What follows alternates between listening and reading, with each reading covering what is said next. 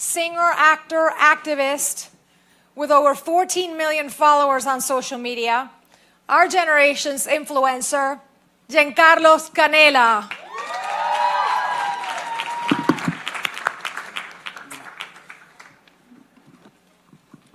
So all of you have distinguished yourselves by achieving something that people thought could not be achieved by somebody like you.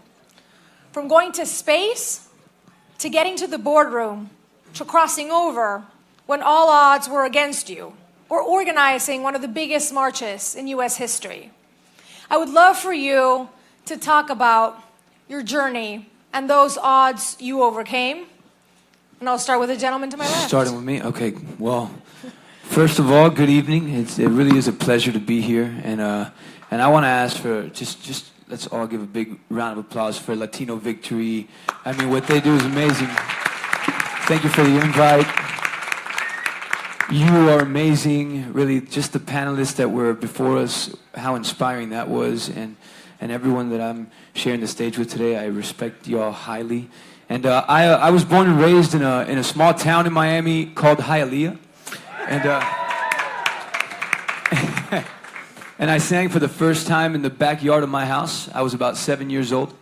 And my parents, they're not from money. We don't have connections in the industry. And when I told my dad at 7 that I wanted to do this for the rest of my life, then his strategy was when he would hear about a neighbor that was throwing a party, he'd go to the neighbor's house and ask him if his son could sing at the party. And literally, that is how it started with us. We went from backyard to backyard. And when I was riding my bike one day, I'll never forget, I was about 8 years old, down the streets of Hialeah, and one of our neighbors, kind of pointed out and said, "Oh, look, it's the kid that sings." I was like, I made it. I was like, I made it. And I fell in love with music, and I fell in love with the stage because it was probably the most uncomfortable position I had ever found myself in. It was where I felt the most scared and the most brave at the same time. It is where I felt the smallest and the biggest all at the same time. And it's kind of how I feel in this room right now, listening to our panelists. It's kind of how I felt in the White House when Henry, which has been one of my mentors, because you're surrounded by people that have insight and knowledge that you don't necessarily have. And that could be scary, that could be intimidating. But I've learned, and it's been one of the messages that I've always wanted to carry out to the people that follow us, is we want to put ourselves, and we need to continue to put ourselves in the most uncomfortable of situations, because it is only in those situations that we grow as individuals, that we evolve as individuals. And I know we're going through a hard time as a nation now, but it is in the darkest of moments where I believe you find the brightest of lights. And we will come together from this. I know that for a fact. So, Friend, I'm looking at you. How are you going to beat that? No pressure. Absolutely not. Absolutely not. No, I got the chance to talk to him, and I said, I don't think I've ever been around someone as important as you. I'm a bit intimidated, but I'm honored. And no, it's just an amazing story, and it's an inspiration for all of us. It really is. All of you are. But Jen, talking about your story, you're a powerhouse in Spanish. You're a powerhouse in English. How difficult was, from that boy who was riding the bike in Hialeah, to cross over into the general market, to bring some of that Latino flavor with you, and to even take it to places like the White House, like you mentioned? I mean, look, I too have the blessing of coming from a family that I know what the power of empowerment can do, because they always believed in me, and I'm from a home that I saw people from all over the place at our family parties, where my parents worked. They were from all over, and I never saw any exception towards the display of love my parents gave everyone that came into our lives.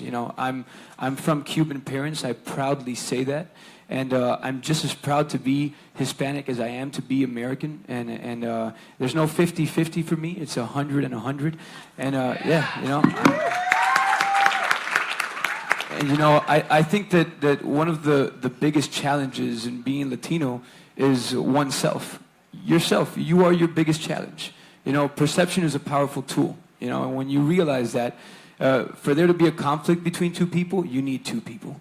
And when you know your value and you know your worth, and when I walk into a room, I don't expect more or less of anything or anyone just because I'm Latino. I've put my value and my worth in my work ethic, in my preparation, in finding my power as a human being, despite the color of my skin or where I'm from. And when you put your value on that and your power on that, I think it's very powerful. I think you start erasing color. You start erasing race. And yeah, sure, look, racism and discrimination exist. But when you decide to not give value to what another person thinks of you, then it's just not real anymore. You know, it's just not real to you because it doesn't faze you. And yes, you know, it's easier said than done because it does hurt when you're put in that sort of situation. And I sympathize with my brothers and sisters that go through it. I've been through it. But when you know your worth and you know your value and you put in the work and you put in the preparation and that recipe, that formula for success, when you live by it, you know, I just think I think it's powerful, and it's taken me to places and allowed me to do things that have been huge lessons learned for myself, you know, and I couldn't be prouder. A lot of people ask me, you were born and raised in the States, why is your career in Spanish?